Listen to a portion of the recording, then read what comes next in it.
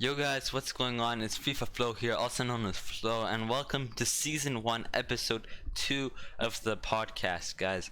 And it's been a great time doing it. I've been enjoying doing these, especially during the summer.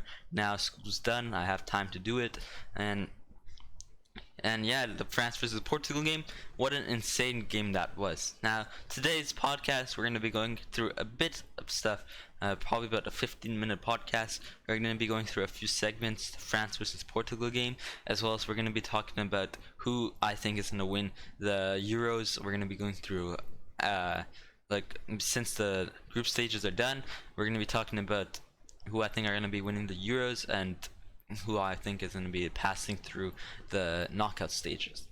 Now let's get right into the France versus Portugal game. What an insane game that was. I feel like France should have won that by 2-1. I feel like one of the Portugal penalties was, I wouldn't say unfair. I feel like it should have been like a yellow card or something, like a warning for France. But I understand that why it was a penalty, but still, I feel like it shouldn't have been a penalty. I think it should have been 2-1, but still great sportsmanship from both Benzema and CR7. It's great to see them. Benzema trying to get Ronaldo's attention in the beginning, as well as I love when I saw for Benzema and CR7 switch jerseys, trade jerseys after the first half was done. But let's get into the match, the actual goals and stuff. And right in the 15th minute, we see a wonderful opportunity by, once again, Paul Pogba. As I said in my last podcast, he can like see opportunities, and he had one of the best passes, crosses to Mbappe, who has that speed. And unfortunately, it was a good save. And I don't know, I'm pretty sure it's Rui Patrice, and then Rui Patricio, I think that's his name. Rui Patricio. I'm pretty sure he was in net for the game. But yeah, Rui Patricio in net. Yeah, I can even check lineups for the game. Yeah, Rui Patricio. But Rui Patricio, actually, he did really good saving that shot, and he had a wonderful save near the end of the game as well, in the 70th minute. I don't know what I'm saying. But yeah, after that we see the foul by France. Now I don't think it should have been a foul.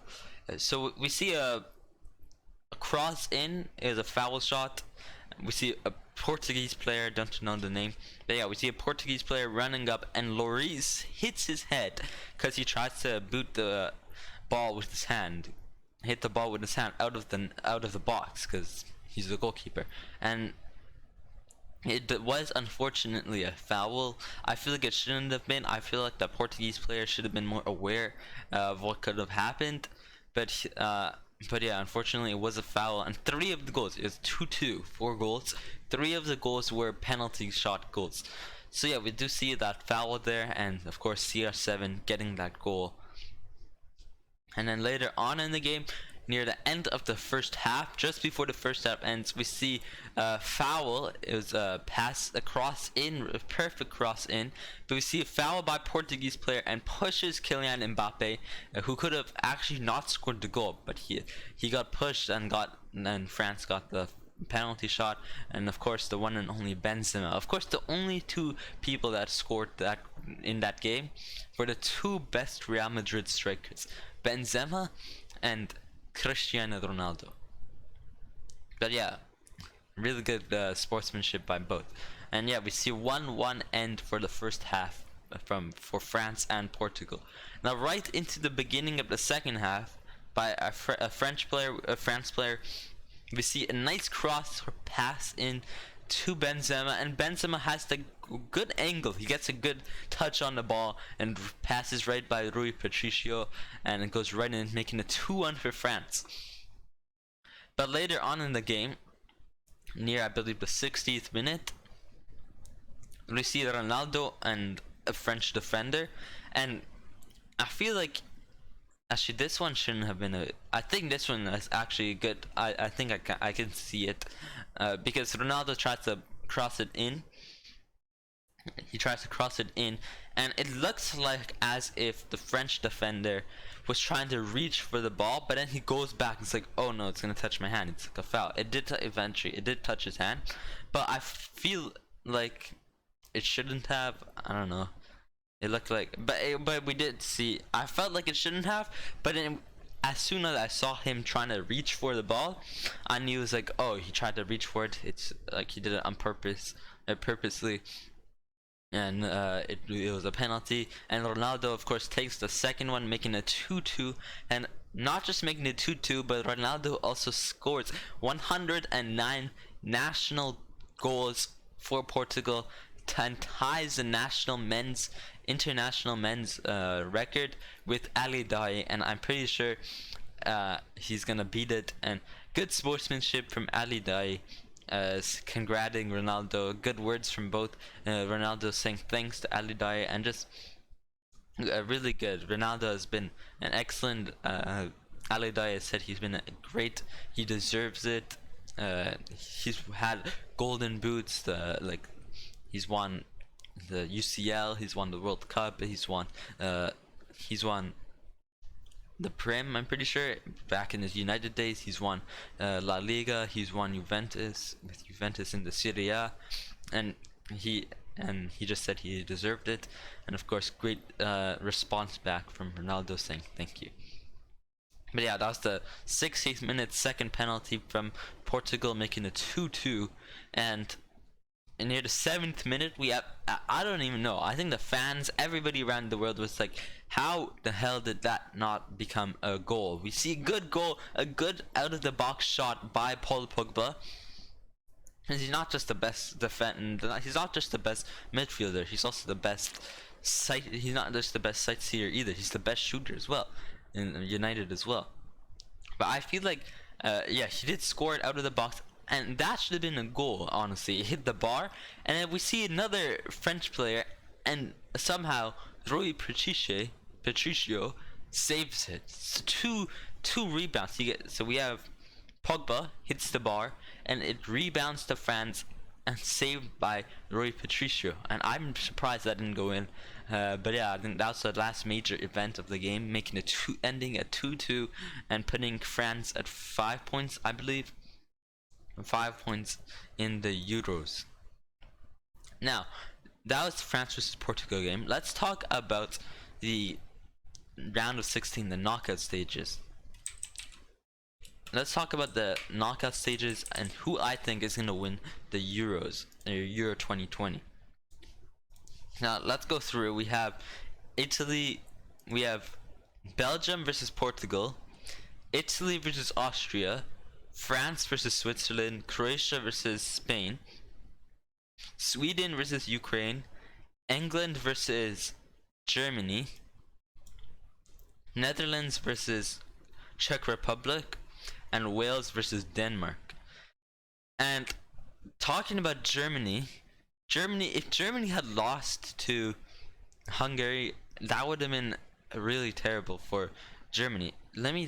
Yeah, because here, see, Hungary had tied to France before before Group F played their third games, when they only had played 2 games.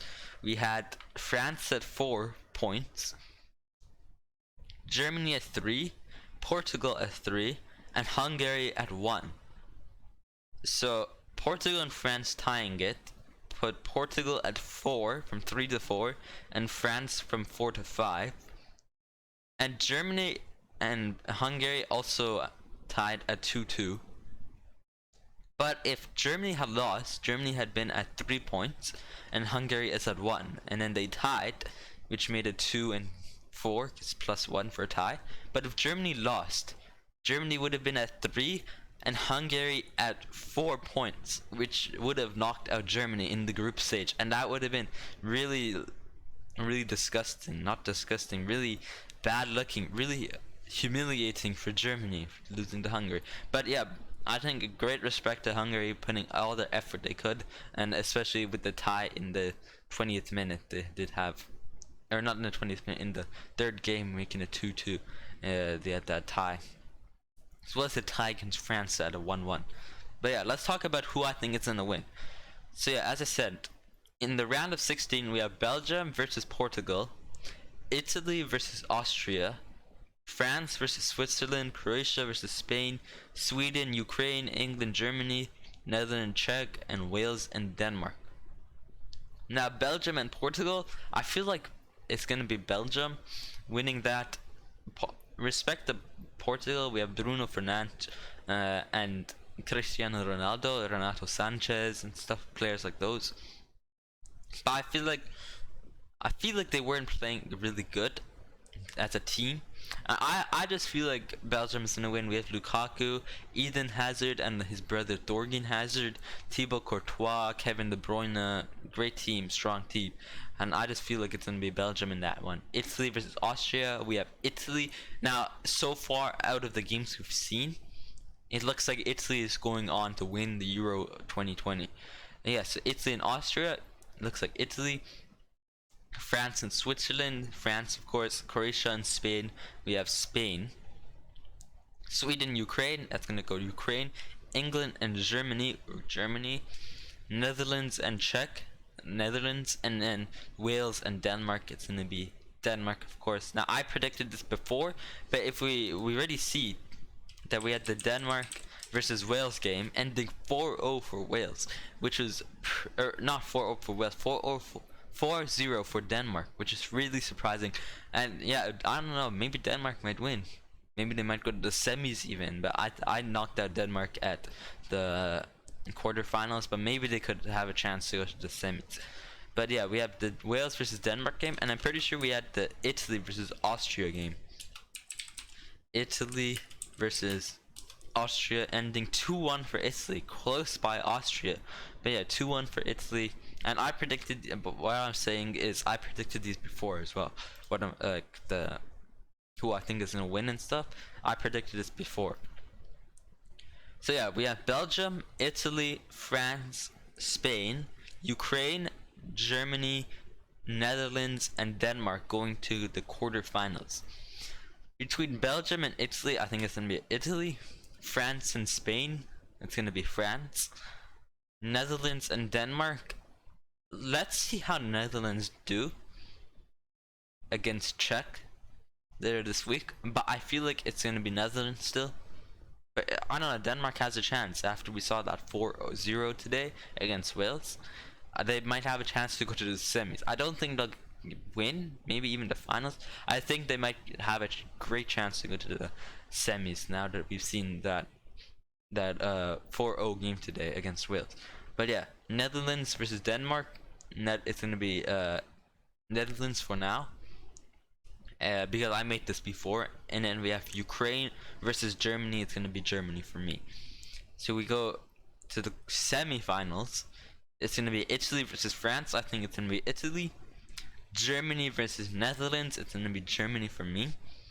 And it's gonna make it an Italy versus Germany finals. And of course, for me, I think it's gonna be Italy. I think Italy has been doing great. Let's look at what players Italy has. They have a great team. We have Immobile, we have Insigne, Donnarumma, Verratti, yeah, Berardi, Moise Kean, Chiesi, I don't know how to say his name, but yeah, Barella, oh yeah, we have Barella, and great El Shawari, we have El Shawari as well, and great players, great strong attackers and midfielders by Italy. Right? So far, what we've seen through currently through all the games from the Euros, it looks like Italy is on to win it. But as I said, we've seen the Denmark versus Wales game. Denmark, if let's see how Netherlands do. But if Netherlands don't do good at all, they still might win, like maybe like a 2-1 by 1 or something. If they win by 1 or something like that, it looks like Denmark does have a chance to get to the semis. Then we see a Germany versus Denmark in the semis, but I still think against Germany, Denmark versus Germany, I think Germany's gonna win. Now, I'm happy to see an England versus Italy finals as well. I'm down to see that. But so far with the current state of England, Mason Mount's being injured, kicking out Trent Alexander-Arnold, I think it's not looking good for England. And I personally think it's going to be Germany. That's the only reason I said Germany. Otherwise, I think England would definitely wreck Germany. Maybe not wreck Germany, but like beat them by 1 or 2, something like that. But yeah, at the end of the day, my winner is going to be Italy, and I think they have a really strong team. We have to see if they win the Euros. Let's see if they keep that metabolism. I'm pretty sure, yeah, metabolism for the FIFA World Cup next year. I'm so excited for the FIFA World Cup. I'm excited to see the games for the Euro 2020 and who will win the finals of Euro 2020, and I'm excited for the rest of the football. If you guys enjoyed today's podcast, feel free to leave a like. Go follow my Instagram. Thanks for all the support, by the way, on Instagram at 22 followers. Make sure to check out my Spotify podcast as well. It's this podcast on Spotify as well. It's both on YouTube and Spotify. I'll leave all the links in the YouTube description below, and my social media links in the YouTube description below. My YouTube is FIFA Flow. For everybody listening on Spotify, you can listen on the go, and FIFA Flow, you can listen on the go. See, that's like a Spotify motto. And yeah, thanks for all the support, and I'll see you guys next week when we talk about the England versus Germany and the Belgium versus France game. Peace.